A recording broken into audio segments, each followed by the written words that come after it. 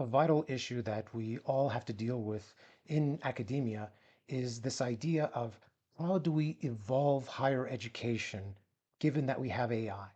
How can we use AI to maximize academia as a whole so that we can continue to progress? So I'm going to go over three major components here, three major things that we can focus on to evolve higher education. The first one is a personal tutor, how we can use AI as a personal tutor to continually to move forward, how we can use AI for practice, and then finally, how we can use AI for simulation.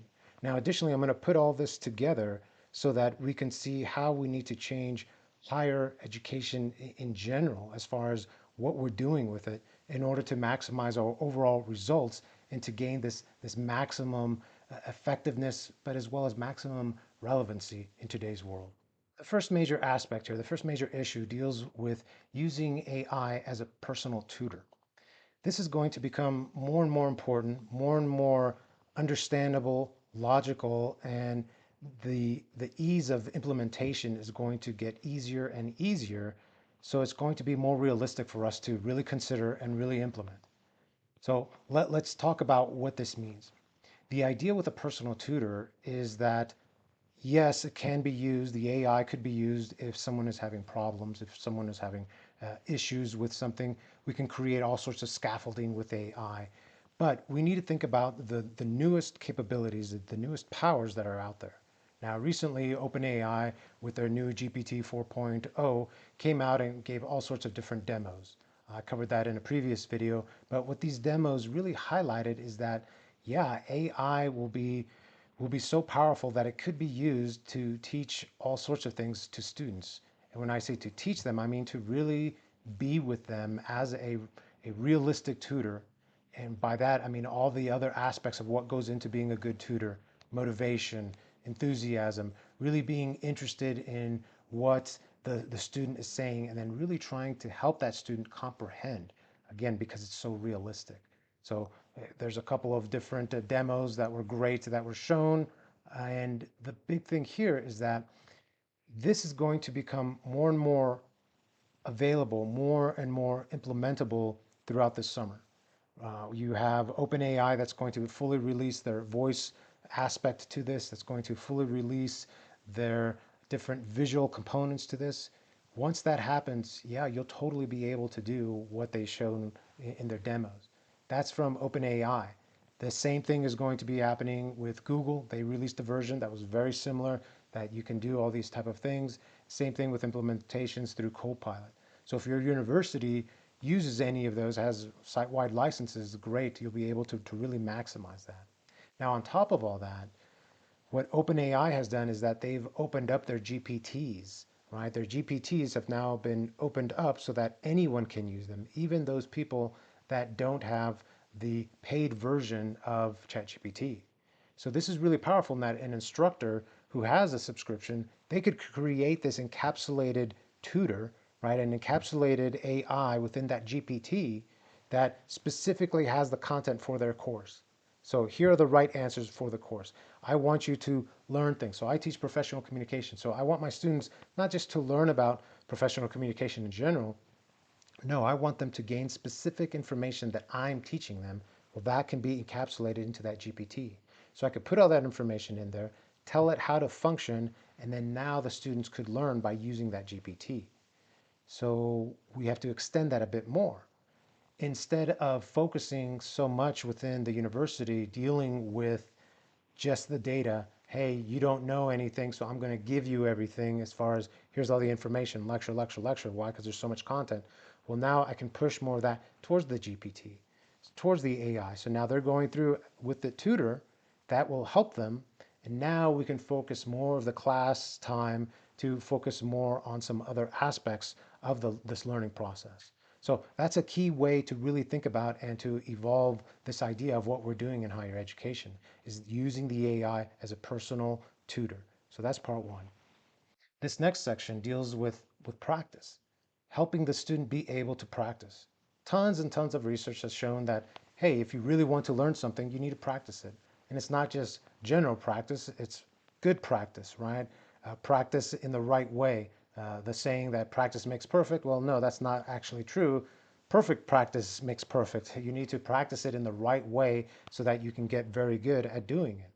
Well, the big thing here is that now that we have this AI, we can have the students use the AI, or we can use the AI to help the students be able to practice. So this can be done in a multiple of ways. I could create multiple worksheets. I could create multiple examples. I could create multiple quizzes that tests that they could go through multiple times so that they could practice and rehearse what it is that they're trying to learn. That ties into the third one. So we have that practice element, but then we take it up a notch with simulation. Now, this simulation is really powerful because we can have the AI act in a certain way. So now it's acting in a certain way, so it's beyond just the practice, and now it goes on to the full rehearsal. That's the way I like to call it, when you're going through a real simulation. So when you're going through a real simulation, it's much more realistic. That's the idea. So it's much more realistic, much more emotional connection that a student will have, much more emotion that a student will have while going through a simulation. Why? Because it's more realistic.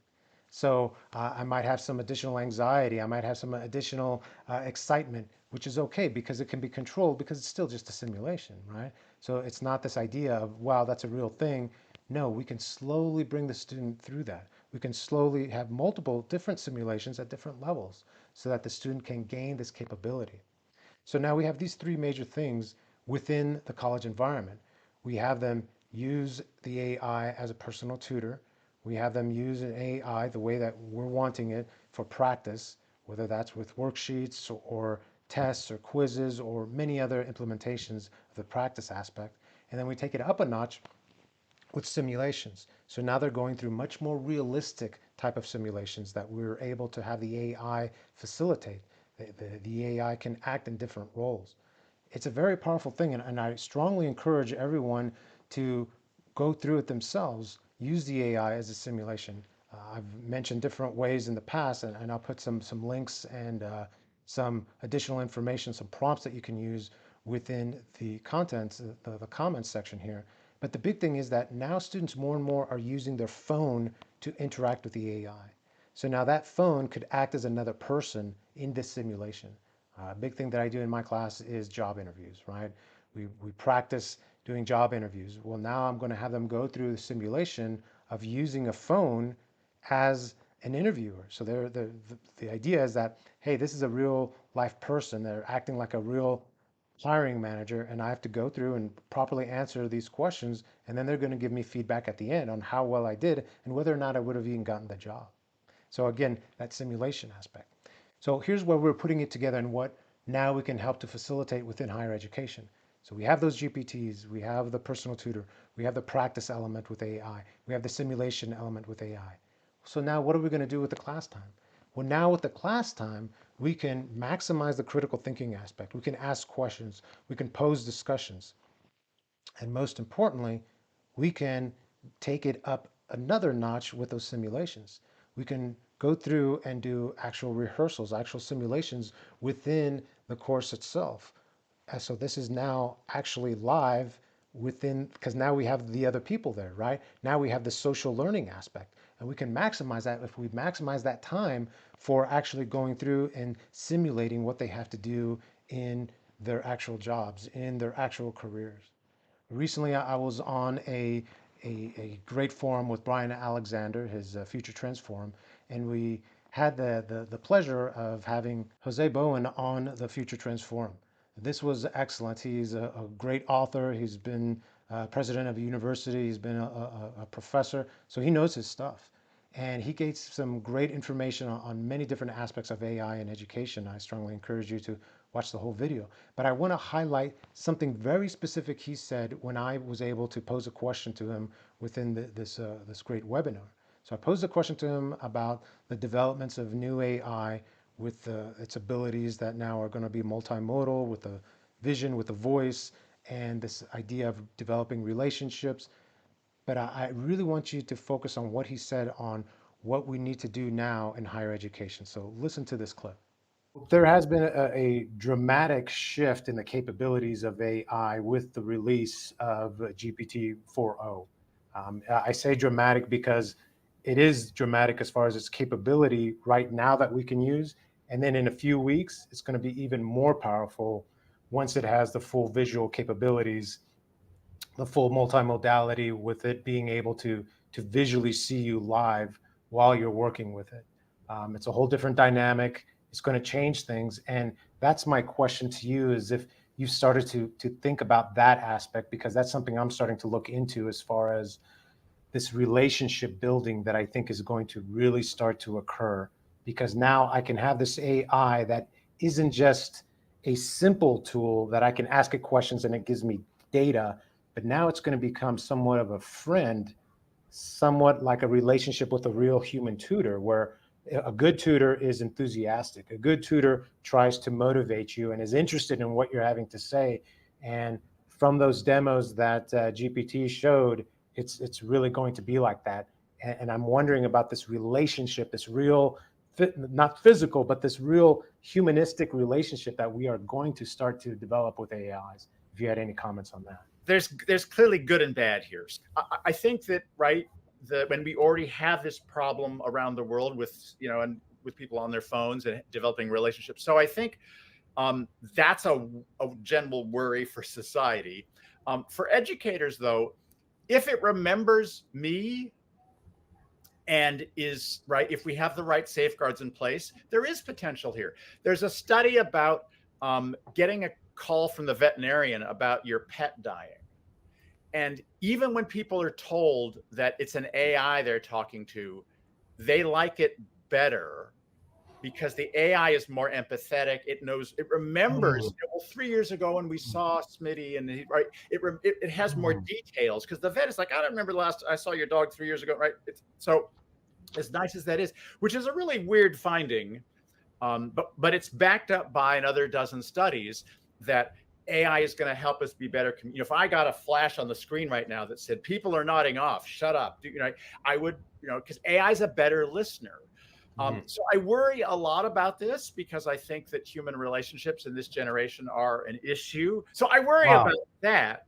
But I do think that the multimodal capabilities, that we are going to have a friend on our phone, and students are going to be more comfortable with this than we are.